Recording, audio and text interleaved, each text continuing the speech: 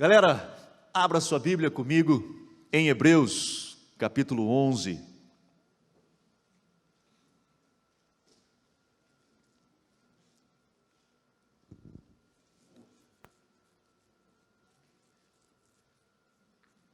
Hebreus, capítulo 11, eu quero ler a partir do verso 13, mas antes disso, vamos orar. Paizinho, eu oro a Ti, Senhor, nessa noite, e peço que Tu abençoe a Tua palavra, que possamos estar sensíveis à voz do Teu Espírito e que, Senhor, eu Te peço que Tu seja o nosso mestre, que Tu seja o nosso ensinador, que Tu seja aquele que fala conosco, que nos consola, que nos ensina, que nos exorta e que nos leva mais próximo de Ti. Por isso, ministra a Tua palavra aos nossos corações, em nome de Jesus. Amém.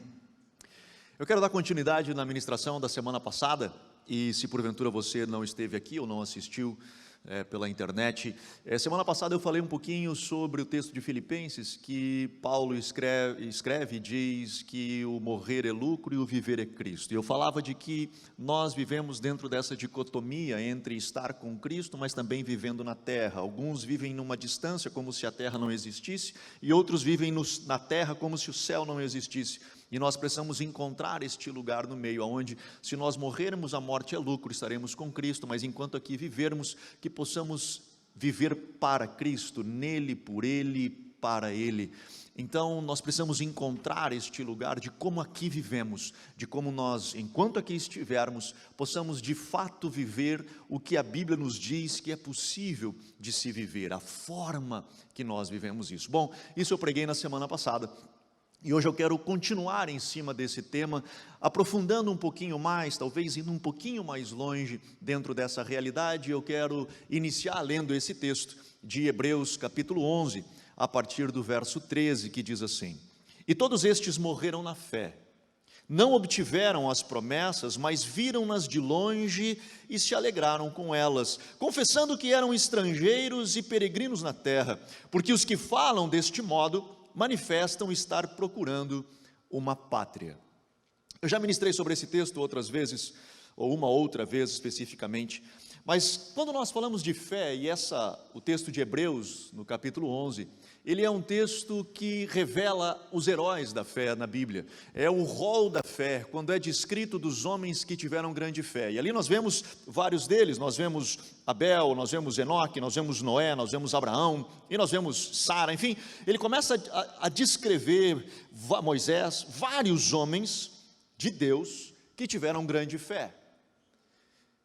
E na nossa compreensão, no senso popular cristão comum, fé é igual a vitória. Se você tem fé, você conquista. E esse é um conceito que é construído, de novo, num senso comum evangélico. Nós vemos isso nos programas de televisão evangélicos, nós vemos isto nas igrejas que pregam, as igrejas neopentecostais, que pregam essa ideia da vitória, ou seja, da prosperidade, mas se fala muito da fé. E a fé, ela gera algo, ela gera um resultado e ela conquista. Então as pessoas, quando dizem você precisa de um milagre, tenha fé. E se você alcançou, é porque você teve fé. Se porventura você não alcançou, você não teve fé. E fé, portanto, nesse senso popular evangélico, fé, ela é igual à vitória, à conquista, a resultado. Só que esse texto aqui nos diz o contrário. Esse texto aqui nos diz o seguinte, que todos esses, chamados o rol da fé, morreram sem alcançar a promessa. Mas que fé que é essa? Que fé que esses homens têm para estar no rol da fé e não alcançaram a promessa? Ora, nós vemos, por exemplo, Abraão, e Deus chama ele lá no capítulo 12, e diz: Abraão, tu serás abençoado, em ti serão benditas todas as famílias da terra, e eu faço uma aliança contigo. Eu serei o teu Deus, tu serás o meu povo, e a tua descendência, Abraão, e ele fala também no capítulo 17 de Gênesis, e tua descendência, ela será numerosa a ponto de ser incontável, como as estrelas do céu, como a areia do mar, assim será a tua descendência. Abraão recebe a promessa, recebe a resposta. Abraão, considerado e chamado o pai da fé. Abraão morre com um filho, Isaque. Abraão não vê a sua descendência ser como as estrelas do céu, nem como a areia do mar. Abraão morre com um filho, Isaque. Mas como ele é chamado de o pai da fé, sendo que Deus deu a ele uma promessa, e o texto de Hebreus diz que todos esses homens, eles morreram sem alcançar a promessa. Que fé que é essa? O conceito bíblico de fé não está relacionado à conquista. O conceito bíblico de fé está relacionado à confiança, de eu confiar em Deus, de a minha vida ser colocada no Senhor, nas mãos de Deus, e eu confio em Deus, de que Deus vai fazer o que Ele achar que é melhor para mim. E portanto o texto de Hebreus aqui, ele diz o seguinte, que esses homens, eles morreram na fé. Moisés, eu vou te tirar desse lugar, eu vou te levar para a terra prometida. Moisés assiste de longe a terra prometida, mas não pisa na terra que mana leite e mel. Esses homens aqui morreram na fé, não obtiveram as promessas, mas viram-nas de longe. E o que aconteceu? Se alegraram. Esses homens não obtiveram a promessa, mas mesmo não obtendo, melhor dizendo, as promessas, eles se alegram. Como é que pode? Como é que pode os homens, esses homens, homens e mulheres, não obtendo a promessa, se alegram? E por que eles se alegram? Porque eles revelam aonde está o coração deles. E a sequência do texto descreve, confessando que eles eram estrangeiros e peregrinos na terra. Eles entendem que Deus deu a eles uma promessa e eles estão caminhando nesta terra, e Deus pode abençoá-los e pode dar a eles, como pode não dar. E quando Deus não dá, eles se alegram de não ter recebido, porque eles entendem que aquilo que manifesta nessa terra não revela quem eles são, afinal eles são peregrinos nessa terra.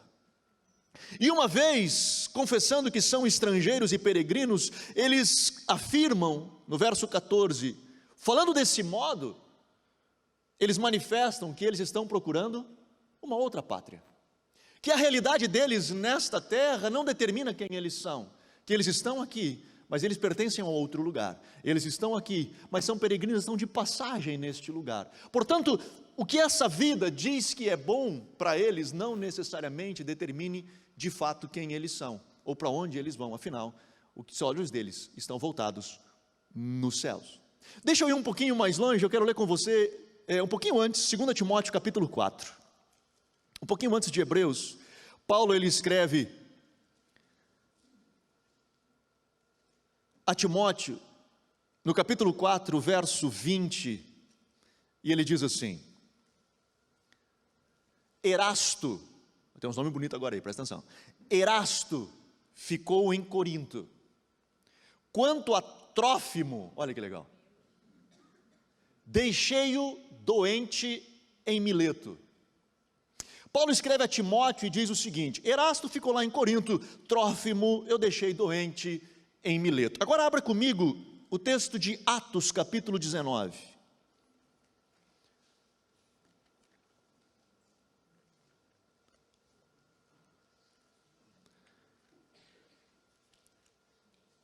Atos 19 no verso 11, fala de Paulo e de uma experiência de Paulo.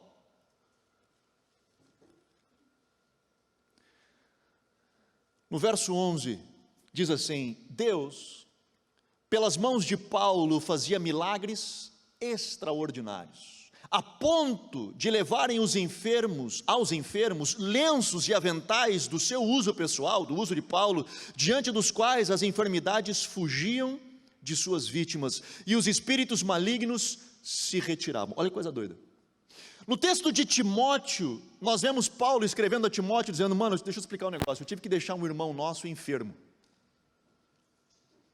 Só que o texto de Atos 19 diz que Deus operava milagres extraordinários pelas mãos de Paulo. E não só isso, o lenço de Paulo, as vestes de Paulo, quando eram enviadas aos enfermos, quando esses lenços e essas vestes chegavam nos enfermos, os enfermos eram curados, os espíritos malignos saíam dos corpos. Tamanho era a unção e a glória que manifestava da vida de Paulo. E aí eu fico pensando, se você tivesse que escolher um pastor, você escolheria o Paulo, o pastor da carta ao Timóteo? que deixou um irmão enfermo? Ou você escolheria o pastor de Atos, aonde os milagres aconteciam aos montes? Se você não se deu conta, eu tenho uma notícia para lhe dar: o pastor é o mesmo. E não só isso, também é o mesmo Deus. O mesmo Deus de Paulo que escreve a Timóteo é o mesmo Deus que nós vemos operando milagres. Mas como pode isso, cara? Como é que pode Deus curar alguns e não curar a outros? Ou Paulo estava cheio de fé e de unção, e lá em Timóteo ele estava com um problema, ele estava com uma crise de fé, e por isso ele deixa aquele moço enfermo. O jeito que ele escreve a Timóteo, me parece que não era um problema Paulo deixar aquele moço enfermo, porque ele não escreve a Timóteo dizendo assim: cara, deixa eu te contar um negócio, rapaz, não deu, eu orei, não vingou. E me parece que Timóteo, lendo, também não se incomoda com o fato de Paulo ter deixado alguém enfermo. E tem mais, tem um momento que Paulo escreve a Timóteo dizendo o seguinte: Timóteo, deixa eu te explicar um negócio. Sabe aquela enfermidade que você tem no estômago? Deixa eu te explicar. Toma um pouquinho de vinho. Tu toma um pouquinho de vinho que vai ajudar no teu estômago. Uai, por que Paulo não enviou um lenço dele? Por que Paulo não enviou uma peça de roupa para Timóteo, dizendo: Timóteo, bota ela que tu vai ficar curado do estômago? Será que Paulo estava sem fé? Ou será que Paulo mudou o seu conceito? Não, na verdade não. Na verdade, Paulo entendia que Deus opera milagres e que faz coisas grandes, e que Deus é soberano para fazer o que Ele quiser, a hora que Ele quiser, do jeito que Ele quiser, e Ele faz. Deus é um Deus que age nos dias de hoje, mas se Ele não agir, está tudo bem. Não muda a minha vida, não muda quem eu sou, não muda a minha fé, porque a minha fé não está atrelada ao resultado, a minha fé não está atrelada à conquista, a minha fé está atrelada à confiança de que eu confio em Deus, e se Deus faz, Ele é Deus, e se Ele não fizer, Ele continua sendo Deus. E eu estou caminhando nesta terra, e quando o resultado não vem, como diz o texto de Hebreus, eu me alegro, e me alegrando, eu demonstro para todo mundo que a minha fé não está baseada no resultado nessa terra. Eu sou peregrino nessa terra. Eu declaro para todo mundo que a minha esperança é de uma pátria nova, de uma pátria celestial. Eu sou temporário aqui. Eu estou passando por um tempo aqui. Eu caminho para o céu. Eu não estou focado nessa terra como que se a minha vida girasse ao redor deste mundo só. Não, tem muito mais do que isso. Nós vemos, por exemplo, Jesus. Ele chega no tanque de Betesda, você já deve ver essa história de João capítulo 5. Ele chega no tanque de Betesda, a Bíblia diz que eram 5 pavilhões cheios de enfermos, e de tempo em tempo, a gente não sabe quanto tempo, mas o anjo vinha, movia as águas, e o primeiro enfermo que entrava naquelas águas era curado. A Bíblia diz que eram 5 pavilhões cheios de enfermos. Todos os dias, alguém trazia um coxo e colocava ele ali, e ia embora, e deixava ele ali. Jesus entra naquele lugar cheio de enfermos, e ele então olha aquele coxo e pergunta: você quer ser curado? Ele diz: claro que eu quero, óbvio que eu quero, estou aqui todo dia, está todo mundo que está aqui, essa galera toda que está aqui quer, esse povo todo aqui quer. Mas é o seguinte, o anjo vem, mexe na água, e o primeiro que entrar é curado, só que como eu sou coxo, não tem, ninguém me atira lá para dentro, o primeiro que entra sempre entra alguém antes que eu, e eu fico desse jeito aí. Aí Jesus olha para ele e diz assim: então, pega o teu leito e anda. E ele toma o leito dele e anda, e ele sai caminhando. Glória a Deus. O que eu penso? Jesus, o que ele faz agora? Junta todo mundo e diz: galera, é o seguinte, vou explicar um negócio.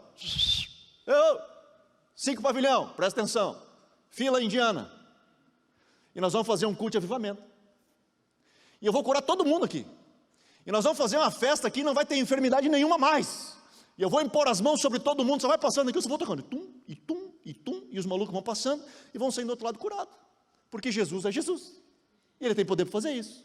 Foi o que Ele fez? Não! O que Ele fez? Foi embora! Como? Como é que Jesus foi embora? Na minha cabeça não cabe, porque na minha cabeça doutrinada, neopentecostal, fé é resultado, ela tem que produzir resultado. E por que Jesus vai embora? Porque Jesus estava preocupado com uma coisa só: Ele veio fazer a vontade do Pai. Então o Pai envia ele para onde eu vou, Pai? Agora tu vai entrar naquele lá, no tanque. Vai lá, nos pavilhões do tanque. Agora o que eu faço? Está vendo o coxo lá? Estou vendo. Tu vai lá e ora por ele, eu vou lá. Vai lá, agora curei. E agora o que eu faço? Agora vai embora. Então eu vou embora. E ele vai embora. Porque Jesus queria fazer uma coisa, a vontade do Pai. Mas por que Deus não curou os outros? Não sei. Não sei. Deixa eu te contar uma história pior que essa ainda. Lembra da história de Eliseu, o sucessor de Elias? A Bíblia diz, 2 Reis, lá no capítulo 13, diz que Eliseu, ele morre de uma enfermidade. Então, Eliseu morreu enfermo, e eles enterram Eliseu. No verso 20, no verso 21, conta a história de que os homens vieram e jogaram o corpo de um morto na tumba de Eliseu. Quando esse moço toca os ossos de Eliseu, ele ressuscita. E eu fico pensando, tu imagina a unção que havia nos ossos de um morto, que foi capaz de ressuscitar uma outra pessoa, quando tocou no seu osso, no corpo, já morto. Mas essa unção não foi capaz de curar a enfermidade de Eliseu. Como é que a gente explica isso? Não sei. Não sei. Eu só sei de uma coisa, de que Deus é soberano, e de que Ele tem a sua vontade, e que Ele estabelece a sua vontade, e quando eu entendo que eu preciso ter fé, e como Eliseu tinha uma grande fé, a ponto da unção estar sobre o corpo dele, mas Deus em um determinado momento decidiu, Eliseu, você vai morrer. E Eliseu morreu de uma enfermidade, cheio da graça, cheio da unção, cheio do poder, a ponto de tempos depois, um outro homem morto encostar no corpo de Eliseu e ressuscitar. Só que esses homens, cara, eles não estavam importando, eles não estavam preocupados se eu teria resultado ou não. O resultado é uma consequência, ele é secundário neste processo da nossa caminhada de fé. Ah, Anderson, então significa que eu não vou mais orar agora para curar enfermos? Não, não é isso. Não é isso que eu estou falando.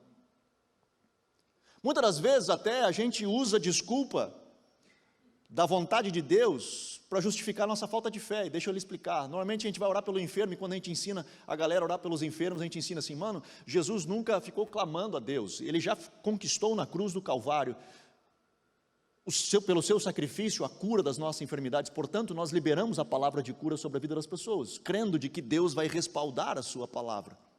Então, quando a gente ensina as pessoas que vão orar por cura, nós dizemos, cara, libera a palavra de vida sobre ela, porque a maioria das pessoas ora por cura assim, Senhor, se for a tua vontade, cura. E morreu, não era da vontade. A gente justifica a vontade de Deus, a nossa falta de fé, a nossa falta de conhecimento, a nossa falta de posicionamento, a nossa falta de busca, a nossa falta de aprofundamento nas raízes, a nossa falta de compreensão das coisas espirituais, nós justificamos a vontade de Deus. Não é disso que eu estou falando. Nós devemos de buscar, clamar, jejuar, buscar o que pode, e esperar sim que Deus corresponda com a sua palavra. Esperar sim o milagre, esperar sim a conquista, esperar sim a resposta, mas se a resposta não vier, a vida continua. Davi nos ensina isso. Ele tem um filho com Batseba. O filho fica doente e Davi começa a clamar, ele começa a jejuar, ele começa a orar, ele se veste de pano de saco e cinza, fica na porta do templo clamando e orando, e clamando e orando, e clamando e orando, 7 dias de jejum, clamando e orando, clamando e orando, clamando e orando, e o bebê morre. Quando os homens sabem que o bebê morreu, chegam perto de Davi, cochichando, dizendo assim, cara, se esse homem está nesse estado, com o bebê vivo, quando ele souber que o bebê morreu, o cara vai entrar em crise, ele vai entrar em depressão. Davi ouve o sussurro e pergunta, o que vocês estão falando? Davi, o bebê morreu. O que Davi faz? Levanta, toma um banho, troca as roupas, vai no templo, adora volta e vai comer. Ninguém entendeu nada. Ué, o que aconteceu? Cara, Davi lutou o que pôde, Davi fez o que precisava, ele orou, ele jejuou, ele clamou, ele fez tudo o que ele entendia que um homem de fé deveria de fazer. Agora a resposta vem dos céus, do jeito dele, da vontade dele, da soberania dele, do jeito que ele quer, da vontade que ele quer, na hora que ele quer. E portanto, eu, homem de fé, vou viver na fé. E se a resposta não vier, eu vou me alegrar. Por quê? Porque eu sou peregrino. Eu estou num processo. Eu estou esperando uma pátria. Logo depois, Batseba engravida de novo. E o próximo filho, Davi dá o nome a ele de Salomão.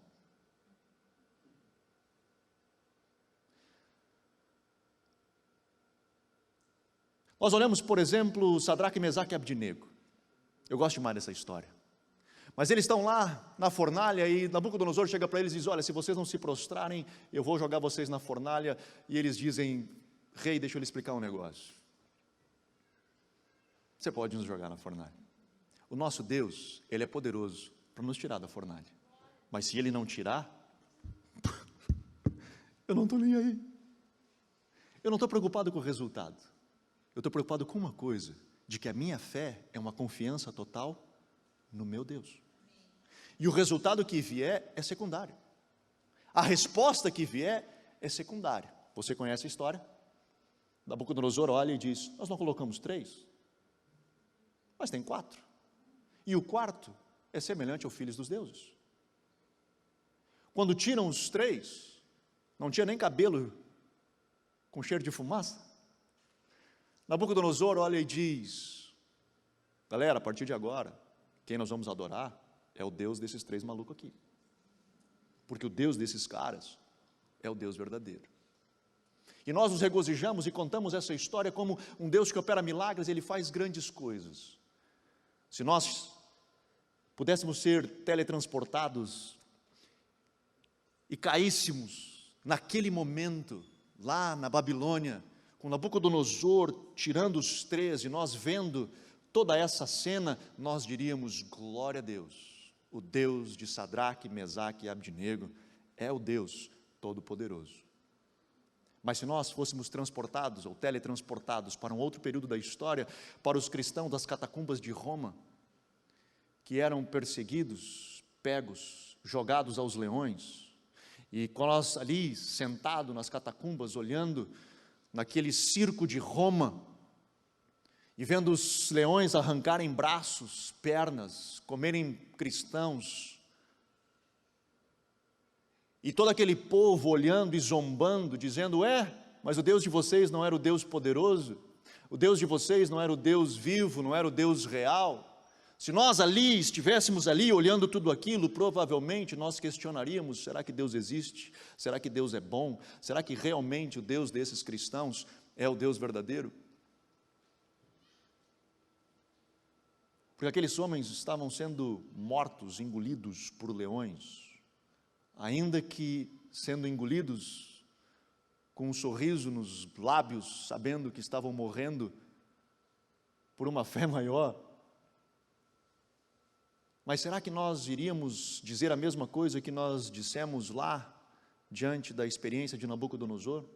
O que nós não vemos, e que nós não conseguimos entender, e hoje, 2000 anos depois, olhando para trás, nós vemos que o sangue daqueles mártires, na verdade, foi semente de avivamento, e hoje, todo o Ocidente, ele responde a um cristianismo e professa uma fé cristã, porque teve pessoas que morreram em favor deste evangelho. Só que quando você está passando, e aí eu cito minha pregação da semana passada, quando você está passando o momento da noite, o momento das trevas, o momento da dificuldade, é o momento que a gente questiona, é o momento que a gente não consegue entender, porque na nossa cabeça foi nos ensinado que fé é vitória, que fé é resultado, e se eu não tenho resultado, eu entro em depressão, eu me decepciono, eu fico triste, eu estou angustiado. E aí o que eu estou buscando? O que para mim é mais importante? É a vontade de Deus ou é o seu poder? Eu estou na igreja por quê? Porque eu quero que Deus cumpra a sua vontade em mim, ou eu quero o seu poder? Eu quero que Ele responda a minha vontade? Sabe que eu entendo que pessoas ficam decepcionadas com Deus. Eu conheço muitas. Mas a razão pelas quais elas estão decepcionadas com Deus, o pano de fundo que está por trás dessa decepção, é que Deus não realizou a sua vontade, a vontade da pessoa. E por isso ela se decepcionou com Deus. Porque na cabeça dela fazia sentido Deus responder daquela forma que ela estava orando. Na cabeça dela fazia sentido Deus curar, Deus mover, Deus suprir, Deus operar milagre, Deus fazer tal coisa. Fazia sentido. E quando Deus não fez, ela se decepciona com Deus. Mas o que está revelando por trás dessa decepção na verdade, é que para ela Deus não cumpriu o seu desejo, o desejo da pessoa. Ela desejava que acontecesse aquilo. E Deus não respondeu. Não da forma que ela queria, ou não na hora que ela queria. E aí então nós fazemos um juízo de valor. Deus, não é justo tu fazer tal coisa. Deus, parece que tu não é bom quando tu faz isso, que tu deixa pessoas boas morrerem e pessoas más viverem. Não é justo tu levar o fulano, não é justo tu não operar esse milagre, não é justo tu não fazer tal coisa. Não é justo. Ok, que métrica que você está querendo colocar Deus para dizer se isso é justo ou não é justo? Qual é o seu padrão? O que você está querendo encaixar Deus nessa sua métrica para dizer, e eu ficar chateado contigo, Deus, é porque você não respondeu? É porque na minha cabeça eu construí uma métrica de justiça. Esse cara com uma mente limitada, com uma experiência finita, pequenininha, eu olho para Deus e não, mas não é justo.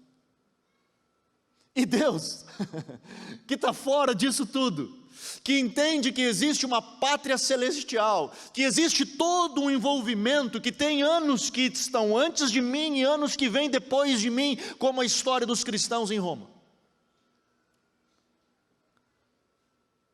E aí eu falei isso semana passada, algumas vezes acho que Deus olha para nós e diz, cara, não é justo você dizer que não é justo, porque você não tem noção do que você está falando. Porque afinal você está medindo pela tua história, está medindo pela tua experiência. Mas a Bíblia diz, Isaías fala disso, que os caminhos do Senhor são mais altos que os nossos caminhos. Os pensamentos de Deus, eles são muito mais altos que os nossos. Mas não importa, eu como uma criança mimada, eu fico emburrado, porque Deus não respondeu para mim do jeito que eu queria, da hora que eu queria, da forma que eu queria. E eu fico bravo com Deus. Só que a fé desses homens, a fé bíblica, a fé desse conceito popular evangélico é a fé da vitória, é a fé da conquista. Mas a fé bíblica, o conceito bíblico de fé, é uma firme confiança em Deus, de que Deus sim vai dar a sua promessa, do jeito dele, na hora dele, no tempo dele, na forma dele. Não da minha. O problema é que hoje nós vemos pessoas que elas vivem do resultado. Ainda mais hoje, a sociedade, ela é muito uma sociedade da imagem, uma sociedade, são reféns da sua imagem, reféns do suprimento do desejo. Elas vivem para suprir o seu desejo, e portanto, quando a imagem ela é afetada, seja ela na rede social, seja ela no convívio com pessoas, elas ficam angustiadas. Elas ficam amarguradas. Quando um adolescente termina um namoro, ele tenta se suicidar, porque na cabeça dele o mundo acabou, porque ele é refém de um resultado. Ele está refém de uma resposta. Ele não aprendeu a viver. Ele não aprendeu de que, e aí de novo cito minha pregação da semana passada, de que a nossa vida ela é composta de dia, mas ela também é composta da noite. E nós vamos passar pela noite, vai vir o dia, e glória a Deus que vem o dia, mas vai vir a noite de novo. E depois o dia, depois a noite, depois o dia, e aí semana passada eu já falava disso, pessoas felizes não são aquelas que nunca têm noite, mas são aquelas que sabem transicionar da noite para o dia, do dia para a noite, da noite para o dia, do dia para a noite. Quando nós nos convertemos, Paulo escreve em Efésios capítulo 2, de que antes, verso 3 e o verso 10, no verso 3 ele diz que antes de nós conhecermos a Jesus, nós andávamos conforme os nossos desejos, a concupiscência da nossa carne, o prazer dos nossos olhos. Nós vivíamos dissolutamente, vivendo para nós, mas Cristo veio ao nosso encontro, e quando Ele veio ao nosso encontro, Ele mudou a nossa história, e a partir dali, Ele, no verso 10, diz que Ele construiu um caminho para nós vivermos, Ele nos designou obras para cada um de nós, ou seja, Deus escreveu uma história para mim e para você, para nós vivermos, e essa história não pertence mais a nós, pertence a Ele. A minha vida não pertence mais a mim, pertence a Ele. No dia que eu aceitei Jesus, eu não ganhei só um Salvador, eu também ganhei um Senhor. E Ele é Senhor da minha vida. E Ele não é um pai que mima os seus filhos, Ele é um pai que ensina os seus filhos a viverem uma vida madura nesta terra, sabendo que nós caminhamos para uma pátria celestial. Portanto, o nosso grande desafio como cristãos nesta terra é entender que vitória não é ganhar sempre, vitória é nunca desistir. Que vitória não é nós não termos a noite, que vitória é eu saber enfrentar a noite e entender que vem o dia e que depois do dia virá a noite. Fé, com certeza gera milagres. Fé, com certeza faz grandes coisas, mas fé também nos ensina a sermos obedientes e perseverantes. Eu vou dizer de novo, fé, sim, ela gera milagres. Cara, pela fé nós vamos ver grandes coisas. Mas também podemos enfrentar grandes dificuldades. E pela fé nós seremos obedientes e perseverantes. Portanto, meu irmão, se eu puder, nessa noite, tentar resumir tudo o que eu falei,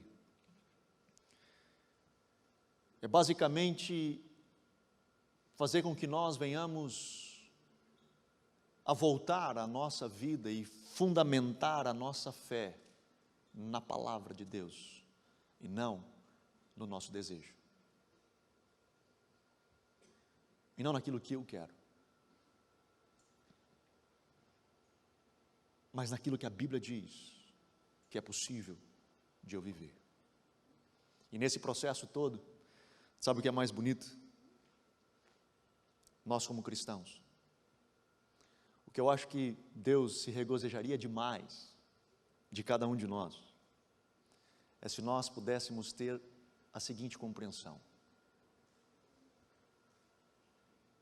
que como cristãos, independente do que esteja acontecendo, que ainda que eu esteja andando pelo vale da sombra da morte, em meio a densas trevas, naquele lugar de confusão, naquele lugar de isolação, naquele lugar de decepção, naquele lugar de, muitas das vezes, desesperança, quando nesse lugar nós possamos ter a consciência de que Tu estás comigo, que a Tua vara e o Teu cajado me consolam. Porque se eu tiver essa compreensão, não me interessa o quão densas sejam as trevas, não me interessa o problema que eu vou estar enfrentando, não me interessa se não está vindo resposta nenhuma, o que me interessa é que Ele está comigo, que eu não estou sozinho nessa peleia, que eu não estou sozinho nessa jornada, que eu sei que Ele está comigo. Não entendo muita coisa do que está acontecendo, não entendo porque num lugar o meu lenço curou milhares, e no outro tive que deixar um irmão que eu amo enfermo. Senhor, eu não entendo, não consigo entender, mas eu sei, Senhor, que Tu estás comigo, e eu caminho, e eu prossigo para esse alvo, em nome de Jesus, amém? Vamos ficar de pé.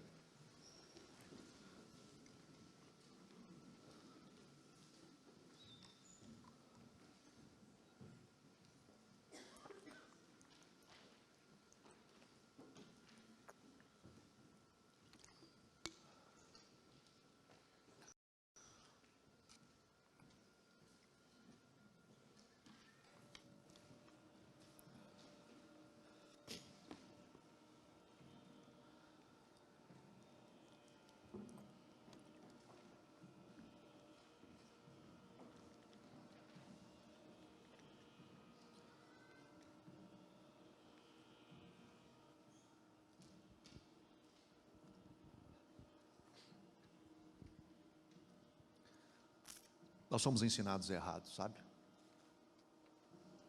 Por muito tempo nos ensinaram que fé é sinônimo de conquista, de vitória só. E que nós viríamos de vitória em vitória, de vitória em vitória, e de vitória em vitória. E a gente sabe, por experiência própria, que não funciona assim. E que nós temos os nossos revés, nós temos as nossas decepções. Sabe, mas o problema é que, pelo fato de nós termos entendido errado, ou nos ensinado errado, é quando o revés chega, nós decepcionamos. Nós nos decepcionamos com Deus e nos decepcionamos conosco mesmo, como que se nós não tivéssemos tido fé o suficiente para viver determinadas coisas ou superar determinadas situações.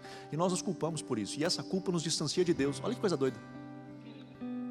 E essa culpa, ela nos afasta de Deus, porque nós não nos sentimos dignos, nós não nos sentimos capazes, e aí nós nos sentimos como se fôssemos cristãos de segunda classe. Tem aqueles que dizem que conquistam, mas a gente não consegue, porque na minha vida esse troço não funciona do jeito que eles dizem aí que funciona, na minha não funciona. E a gente não entendeu, cara, de fato, a verdade do Evangelho. Que sim, cara, pela fé nós vamos conquistar muitas coisas, mas vai ter vezes que simplesmente Deus vai dizer não. Como é que a gente explica? Não sei. Tem coisa que não se explica, mas Deus disse não, ou a vida disse não. E nesse não, cara, ao invés de deitar no chão e espernear como uma criança mimada,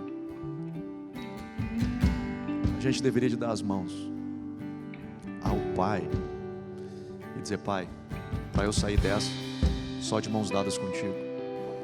É nessa hora que eu preciso caminhar contigo, é nessa hora que eu preciso aprofundar as raízes contigo, é nessa hora que eu preciso transicionar e crescer. E um dia eu vou entender, seja enquanto aqui eu estiver, ou seja um dia na glória, quando lá eu chegar, eu vou dizer: rapaz, agora faz tudo sentido. Agora faz sentido. Caramba, como é que eu não consegui ver antes? Os caminhos do Senhor são mais altos que os nossos, seus pensamentos são mais altos que os nossos. Assim como esses homens do hall da fé, que viviam, homens de fé, todos homens de fé, morreram sem alcançar tudo aquilo. Alcançaram muitas coisas, experimentaram muitas coisas, mas não viveram tudo. E nesse não viver tudo, se alegraram, porque entenderam que eram peregrinos e que esperavam por uma pátria celestial. Pai, eu oro, Senhor, nessa noite, eu coloco, Senhor, os teus filhos, cada um dos teus filhos, Senhor, que aqui está. Restaura nos nossos corações, restaura, Senhor, nas nossas vidas a verdade da tua palavra. Senhor, que aqueles que porventura estão decepcionados contigo, vem e restaura, vem e cura.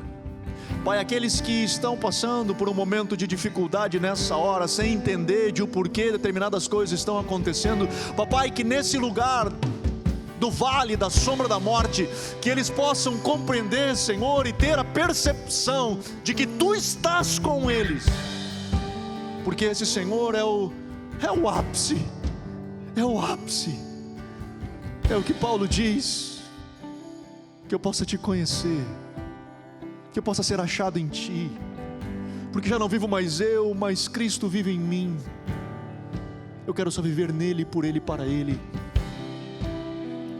Papai, eu abençoo a tua igreja, eu abençoo a tua igreja nessa noite em nome de Jesus. Eu abençoo cada um desses, Senhor, que tem nos assistido de casa. Que a tua graça alcance, Senhor, esses lares, alcance essas famílias, restaura, Senhor, o coração, a fé de cada um dos teus filhos, que possamos viver essa firme confiança de um Deus inabalável, que é imutável, que não muda, que Ele é bom e é bom o tempo todo. Senhor, nós confiamos em Ti. Nessa noite colocamos as Tuas mãos a nossa vida, confiando na Tua bondade. Em nome de Jesus. Em nome de Jesus. Vamos adorar o Senhor.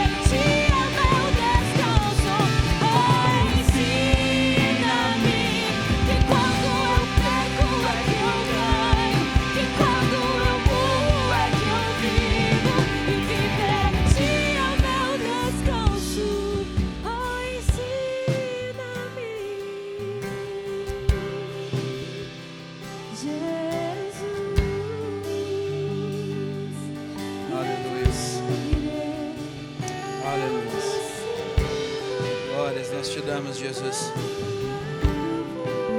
Declare mais uma vez isso.